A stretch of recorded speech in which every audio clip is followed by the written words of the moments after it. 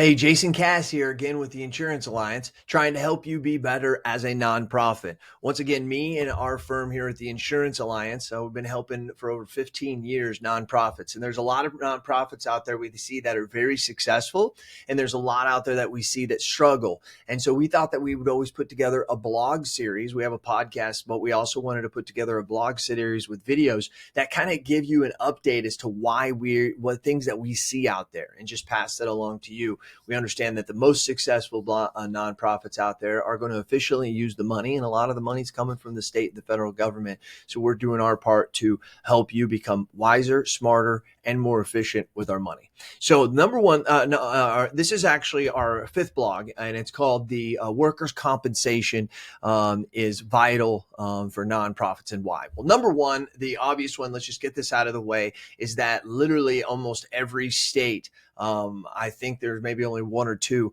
require you to have workers' comp, right? I also think number two, it's just important that you should have it because it protects you. This is something that people don't think about.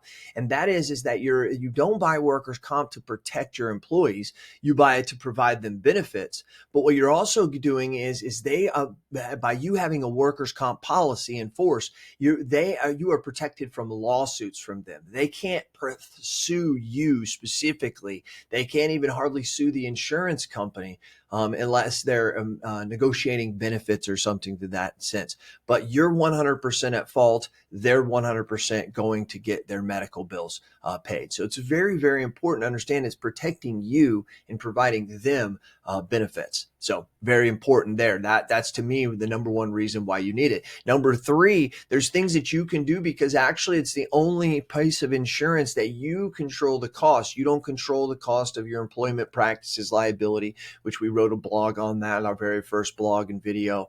But we don't control the cost on that of your general liability or auto, but you can your workers' comp.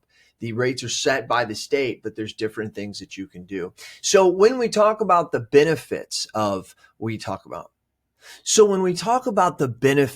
what this provides to your employees, if they're hurt while performing job activities on job time or sometimes off of time, but still performing activities, there is coverage for them no matter what happens. And here's one of the keys. There's no limit.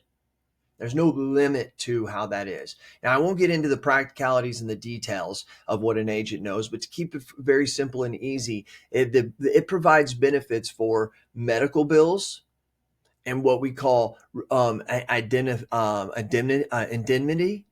That's an important part. Okay, so that basically lost wages, and then also rehabilitation, getting them back to the way that they need to be so that they're getting back to being whole again, if that makes sense. So those are the things that if that person is going to need medical bills paid, and they're going to also need if they're off of work. Now, there's different things that you can do as a nonprofit to help that person so they're not having to leave and they can still keep their job and still keep making money. And that helps you lower your work comp claims while also helping the employee to their best ability to return to work and return to work safely to where they're back at 100%. But those are some things that you should know. But it protects your employees. I mean, so why would a nonprofit need it? So why would a nonprofit actually need workers' comp? Well, a lot of the things I said above, it protects you. It's mandatory by law. It's also there to help your employees provide benefits. You know that you can't be sued.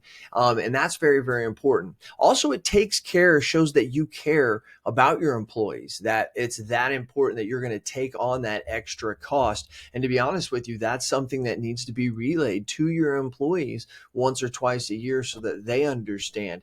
The more that you have a work comp plan in place, the less likely you are to have your employees file employee claims. And it's not because they getting hurt and don't file them. It's because they're actually not having the claim because they understand that it's a safety conscious workplace. So those are some reasons. If you have any questions or you need to reach out, please reach out to the Insurance Alliance. You can reach out to me, Jason, or you can reach out to anybody at my team that can help you maybe get some questions answered, as I said, on our first blog with employment practices liability, or this one here, which is your workers' compensation and why you need it. All the links are in the in this article to the others that I mentioned. So once again, my name is Jason Cass with the Insurance Alliance. Thank you.